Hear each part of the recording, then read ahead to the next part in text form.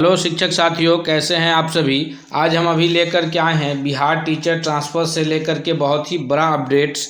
जो 27,171 शिक्षकों का जिला आवंटन किया जा चुका है, उनसे प्रखंड का ऑप्शन लिया जा चुका है। उन्हें कब से दिखेगा विद्यालय आवंटन का प्रक्रिया, इसमें अभी हम लोग देखते हैं इस खबर में। साथ ही साथ म्यूचुअल ट्रांसफ़र को रीओपन होने की मांग चल रही है, उस पर विभाग का क्या कुछ निर्णय है। HTHM को भी उसमें और TRE 3 वालों को मौका मिलेगा। इन सब पर हम आपको एक बड़ा अपडेट्स देने जा रहे हैं। इसलिए आपसे रिक्वेस्ट है कि अगर आप चैनल पर नए हैं तो सभी प्रकार के बिहार शिक्षक से संबंधित अपडेट प्राप्त करने के लिए आप हमारे चैनल को सब्सक्राइब कर लीजिए, साथ ही साथ बेल आइकन को प्रेस कर लीजिए, ताकि अगला हर अपडेट्स शिक्षक साथियों हम आपको उपलब्ध सबसे पहले कराते रहेंगे। आइए हम एक जानते हैं सभी प्रक्रियाओं को डिटेल्स में कि विभाग का इस पर क्या निर्णय हो रहा है। अभी हम लोग देखते हैं कि शिक्षकों का जो अभी ट्रांसफ़र प्रक्रिया का कार्य चल रहा है, सभी शिक्षकों को जिला आवंटित किया जा चुका है। प्रखंड का ऑप्शन उनसे लिया जा चुका है, प्रखंड आवंटित भी हो चुका है। इसमें जो अभी कार्य चल रहा है वो इस शिक्षा कोष पर विद्यालय आवंटन का कार्य चल रहा है। जो ACS महोदय जो है इसकी कंटिन्यू VC के माध्यम से निगरानी भी रखते हैं, और यह जिला पदाधिकारी DM की अध्यक्षता में होना है, इसलिए इसमें किसी प्रकार के कदाचार की व्यवस्था नहीं है। DEO जो है जिला शिक्षा पदाधिकारी महोदय इस पर कार्य भी लगातार कर रहे हैं। सभी शिक्षकों का जो ई शिक्षा कोष है उसको लगातार अपडेट किया जा रहा है, ताकि उसमें विद्यालय आवंटन की जो प्रक्रिया 31 दिसंबर 2025 तक फाइनल करना है, वो लिस्ट 31 दिसंबर तक शो होना लगे। इस पर लगातार जोरों से काम जारी है।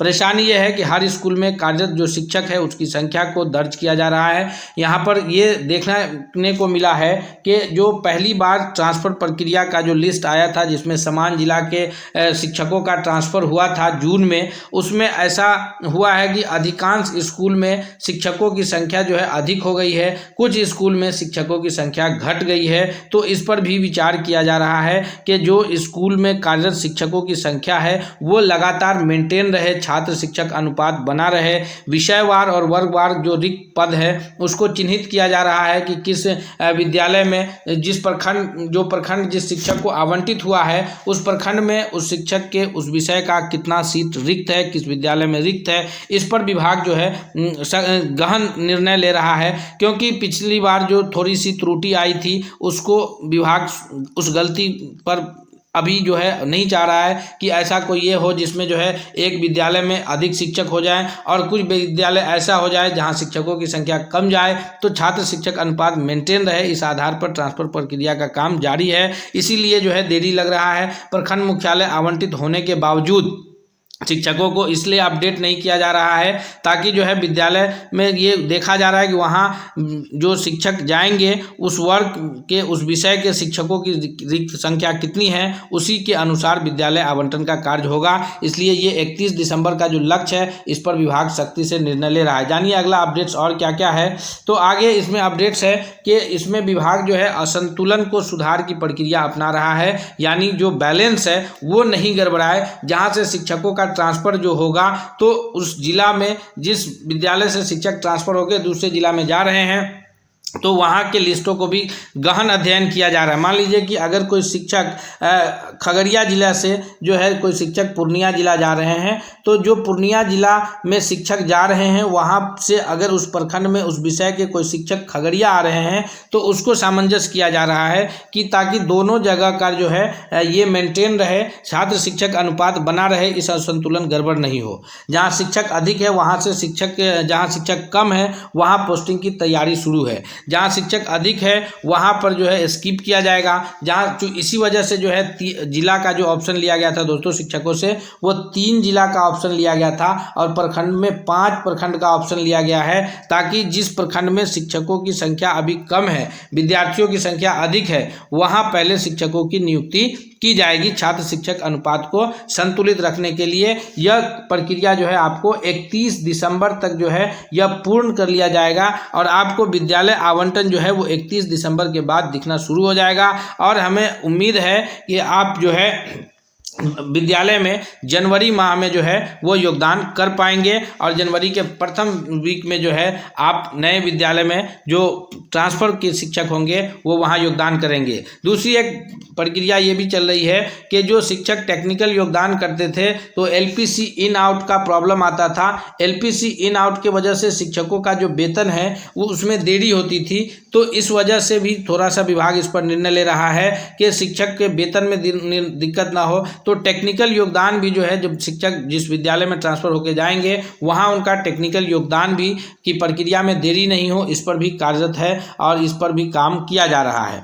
आगे जो खबर है हमारे पास कि म्यूचुअल ट्रांसफ़र को रीओपन किया जा रहा है, क्योंकि बड़ी संख्या में जो शिक्षक है वो मांग कर रहे हैं म्यूचुअल ट्रांसफ़र के लिए, जिसमें TRE 3 के शिक्षक हैं एवं जो सक्षमता परीक्षा 2 में शिक्षक अप्लाई नहीं कर सके थे वो सारे शिक्षक हैं। तो ये लोग बड़ी संख्या में म्यूचुअल ट्रांसफ़र की मांग कर रहे हैं। म्यूचुअल ट्रांसफ़र से बेनिफिट्स भी है, क्योंकि म्यूचुअल ट्रांसफ़र जो है वो आपको पता है कि समान पद के और समान विषय के शिक्षक ही म्यूचुअल ट्रांसफ़र में हिस्सा ले पाते हैं। यानी जो सक्षमता 1 पास शिक्षक होंगे और जो सक्षमता 1 में जो सामान्य शिक्षक होंगे वो सामान्य शिक्षक के साथ, जो उर्दू शिक्षक होंगे वो उर्दू शिक्षक के साथ, जो 1 to 5 के होंगे वो उसी 1 to 5 के साथ।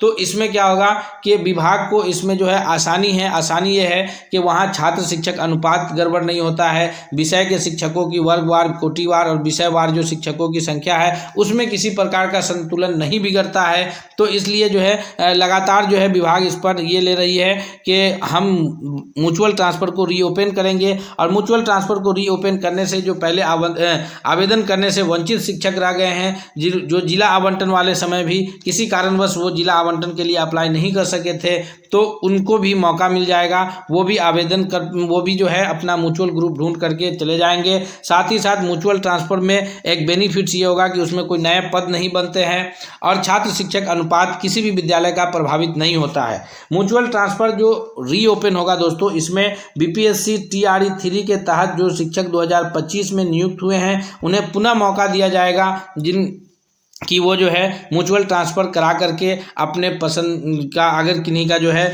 अलग जिला में या अलग प्रखंड में नियुक्ति है तो वो म्यूचुअल ट्रांसफ़र के जरिए अपने पसंदीदा प्रखंड जिला मुख्यालय में जा सकते हैं। साथ ही साथ जो जुलाई के महीने में विद्यालय में हेड टीचर जो प्राथमिक विद्यालय में नियुक्त हुए हैं और जो हाई स्कूल में हेडमास्टर की नियुक्ति हुई है, तो इन शिक्षकों को भी, चूँकि अब इन शिक्षकों का भी ई शिक्षा कोष ID जनरेट हो चुका है, नया वाला ई शिक्षा कोष ID मिल गया है, इन लोगों का भी प्रान जनरेट हो चुका है, इन लोगों का भी पेमेंट जो है हेड टीचर और हेड मास्टर के ग्रेड का पेमेंट जो है मिलना शुरू हो गया है। तो इन लोगों को भी, हेड टीचर और हेड मास्टर को भी म्यूचुअल ट्रांसफ़र में मौका मिल जाएगा, और म्यूचुअल ट्रांसफ़र से जो है हेड टीचर और हेड मास्टर का जो ये है बना रह जाएगा। यानी विद्यालय से हेड टीचर ट्रांसफ़र होकर जाएंगे तो वहाँ ये लफड़ा नहीं रहेगा कि अब किन शिक्षकों को फिर से प्रभार दिया जाए, बल्कि दूसरे जो है हेड टीचर ही वहाँ आएंगे, हेड मास्टर ही आएंगे। तो इसलिए म्यूचुअल ट्रांसफ़र पर विभाग सख्ती से जो है गहन अध्ययन कर रहा है और इसे बहुत जल्द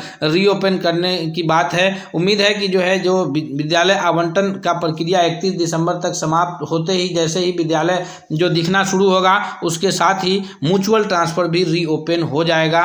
तो आप मान के चलिए कि म्यूचुअल ट्रांसफ़र की जो प्रक्रिया है वह जनवरी के प्रथम सप्ताह में रीओपन होने की पूरी संभावना व्यक्त की जा रही है। आगे अगर हम बात करते हैं कि अभी शिक्षकों के लिए कुछ जरूरी चेतावनी है। जो शिक्षक इस शिक्षा कोष ID पर अप्लाई कर चुके हैं ट्रांसफ़र के लिए, या तो उनको कोई टेक्निकल समस्या नहीं आए, उसके लिए कुछ चेतावनी है हमारे पास। और जो आप ध्यान रखिएगा कि इस शिक्षा कोष ID पे जा करके आप अपना प्रोफाइल जांच करें।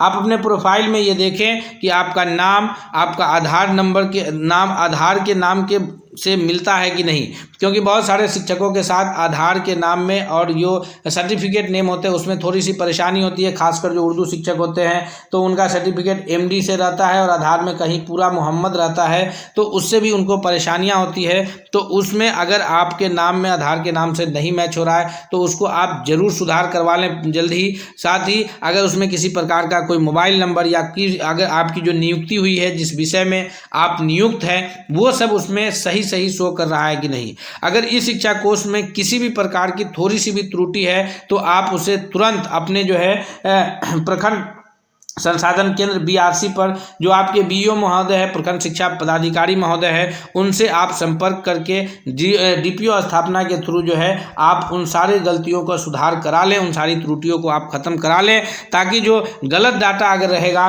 तो फिर ट्रांसफ़र प्रक्रिया में आपको देरी हो सकती है और आपके ट्रांसफ़र में समस्या आ सकती है। इस समस्या के लिए शिक्षकों से हमारा अनुरोध है कि आप अपना ई शिक्षा कोष ID जाँच लें और किसी प्रकार की भी आप ये कन्फर्म हो ले कि आपकी नियुक्ति जिस पद पर हुई है, अगर हेड टीचर में हुई है तो आप हेड टीचर शो हो रहा है कि नहीं हो रहा है। अगर आप नियुक्त 1 to 5 के सामान्य शिक्षक है तो आपको वही शो होना चाहिए। अगर आप नियुक्त उर्दू शिक्षक के रूप में, हिंदी शिक्षक के रूप में, अंग्रेजी शिक्षक के रूप में है, जिस विषय के जिस क्लास के शिक्षक हैं वो आपका अगर शो हो रहा है तो फिर ठीक है, नहीं तो इसको आपको जाँच कर लेनी है। हम उम्मीद करते हैं कि अगर आप जाँच कर लेंगे तो ये आपको बेहतर जो है होगा आपके लिए और आपकी ट्रांसफ़र प्रक्रिया आसान हो जाएगी। दोस्तों, हम नए अपडेट्स के साथ बहुत जल्द मिलेंगे आपसे और हम तब तक के लिए आपसे विदा होना चाहते हैं। आपसे रिक्वेस्ट करते हैं कि अगर आप चैनल पर नए हैं तो सब्सक्राइब कर लीजिए, बेल आइकन को दबा लीजिए ताकि अगला हर अपडेट्स आपको सबसे पहले मिलता रहे।